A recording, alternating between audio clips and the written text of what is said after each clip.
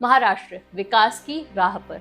Hello everyone, मैं निष्ठा सिंह स्वागत करती हूँ आपका आपके अपने चैनल C2C यानी committed to commoner the road to growth पे।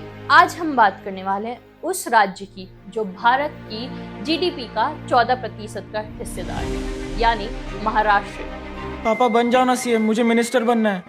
पापा पापा पापा सुनाई दे रहा है? बेरा नहीं हूं मैं।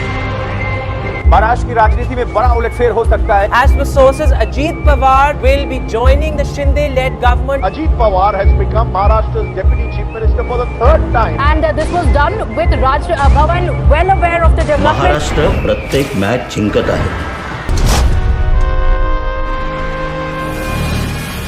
महाराष्ट्र एक ऐसा राज्य जहां पे आधुनिकता और परंपरा दोनों का मेल है, जो FDI का पसंदीदा राज्य भी है।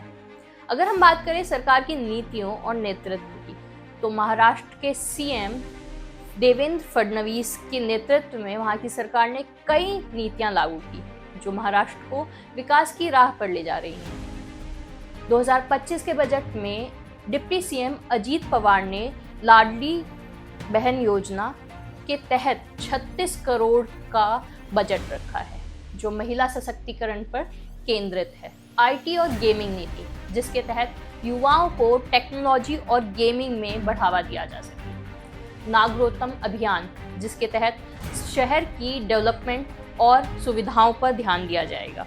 तो अब बात करते हैं विकास परियोजना और बुनियादी ढांचे में सुधार की। मुंबई की कनेक्टिविटी को बढ़ाने के लिए कई परियोजनाएं चलाई जा रही हैं, जैसे नवी मुंबई इंटरनेशनल एयरपोर्ट को जून 2025 तक शुरू करने की संभावना है, जिससे मुंबई एयरपोर्ट का भार कम होगा और आर्थिक गतिविधियों को बढ़ावा मिलेगा। अगला है माधवान पोर्ट, जो भारत का सबसे गहरा बंदरगाह होगा और 254 मिलियन टन कार्गो संभालने की क्षमता रखेगा।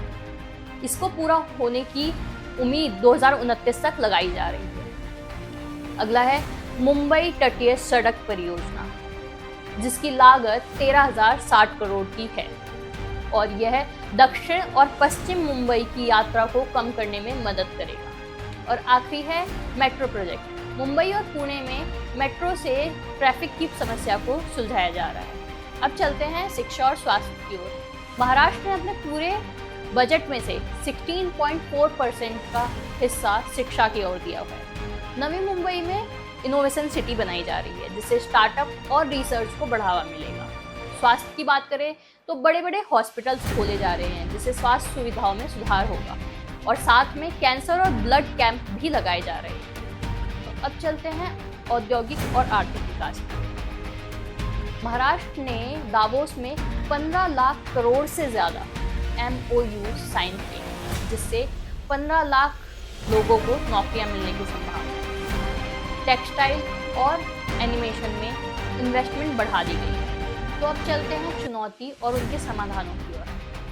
महाराष्ट्र में 2023 से 2024 में 3.3% की बेरोजगारी रही। इसको सुधारने के लिए वहां पर युवाओं को ट्रेनिंग दिए जाने की योजना चलाई जा रही है। शहरी भीड़ भाड़ और ट्रैफिक को कंट्रोल करने के लिए मेट्रो और कोस्टल प्रोजेक्ट्स चलाए जा रहे हैं। और अब चलते हैं भविष्य योजना की ओर, यानी 2030 तक महाराष्ट्र 2030 तक महाराष्ट्र सतत विकास की रास्ते पे चलना चाहता है, जिसमें शामिल हो पर्यावरण, शिक्षा, स्वास्थ्य, उद्योग और समाज।